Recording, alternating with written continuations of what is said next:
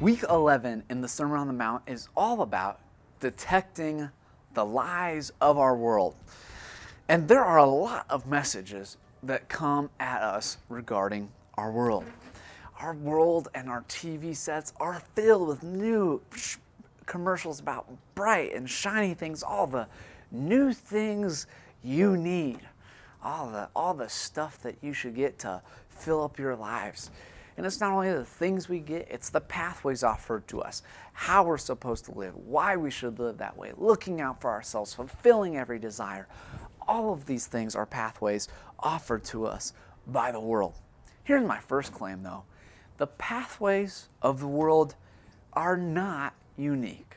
The pathways of the world are not unique. As much as people try to tell you that they are, whether that's in their commercials, in their branding, in the messages offered to you by different groups, that this is a unique, a new way, that we're sold on some sort of new thing. I'm sorry to tell you, but I just don't believe there's a lot of stuff that is unique out there. All of it's been done before in different facets, in different ways.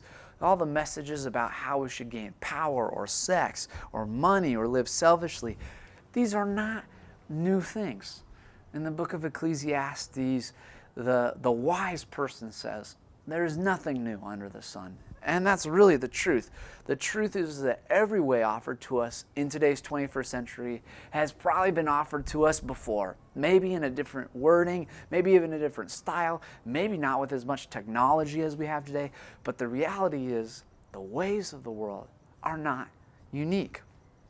And so what does Jesus do when it comes to following him and following his way? Jesus raises the bar.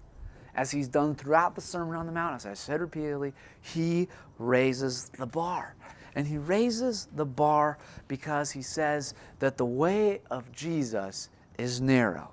He says, enter through the narrow gate. He says, for wide is the gate and broad is the road that leads to destructions. As much as all these other roads, the broad roads, the wide roads, are available to us, they lead to destruction. Jesus' narrow way is different, and he raises the bar. It's unlike, it's totally unique. Jesus' way is totally unique and unlike anything else the world had ever seen and will ever see. And so the thing I would make, though, as we look at these words of Jesus, to enter through the narrow gate, and that there's a wide gate that leads to destruction, and there's a narrow gate that few people will find that leads to life, it's that these verses are not meant to be aggressive, but cautionary. They're not meant to be aggressive. They're meant to be cautionary. So some people might take these as, a call to a bullhorn mentality, that I got to stand on a street corner and tell people there's a narrow way and only a few people are going to get it and everybody else is going to go to hell. No, this isn't about aggressive things. It's about cautionary things. God's love is huge. We've already talked so much about this in the Sermon on the Mount. God's love is huge. He loves us even though we're his enemies. It's oceanic. These verses are meant to be cautionary, to tell us that as people called to follow him, that the way he calls us to, it's narrow. It's not like the other ways offered to us by the world that we might find accidentally. This is a way that is different, and we are called to try and be one of the few people that actually find it and that live in it. So as we see that we're called to a narrow way, Jesus follows this up by telling us to look out for false prophets. He says, watch out for false prophets. They come to you, they're dressed in sheep's clothing, but inwardly they're ferocious, like wolves. And he talks about good trees bearing good fruit. But let's go on that first point. False prophets dressed in sheep's clothing.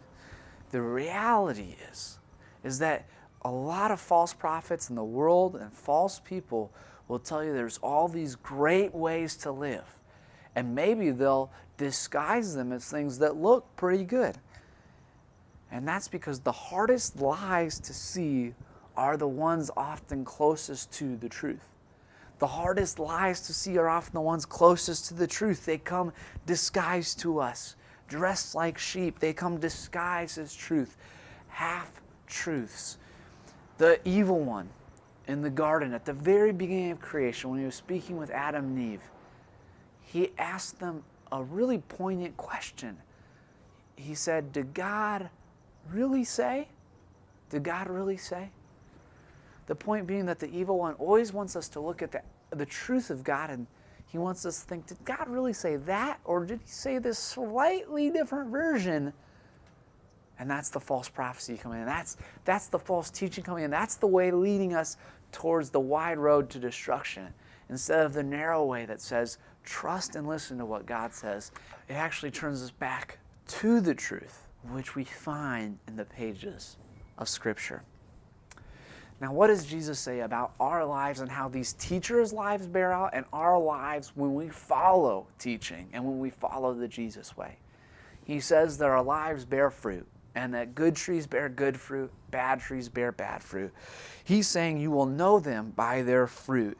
In time, the fruit reveals the character of someone and how they're living and what teachings they're following. If the fruit is good, if the fruit reveals goodness, then you know that at its core, the way that they're following, the teaching that they're following is good.